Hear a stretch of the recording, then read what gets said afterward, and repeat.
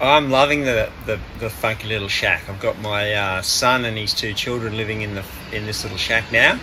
Well, it's more than a little shack, and I'm totally happy with the design. It fits in, it complements the existing house. I love the high ceilings, love the shape of it.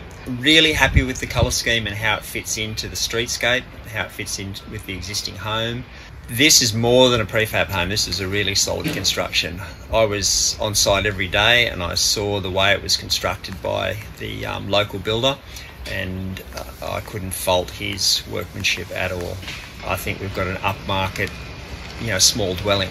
I would estimate that it's increased the value of the property going on the local economy at the moment, and it's a great rental investment as well. Like a good return, at least probably 10% return on the investment, and I'd recommend Funky Little Shacks to help you out with your next dwelling.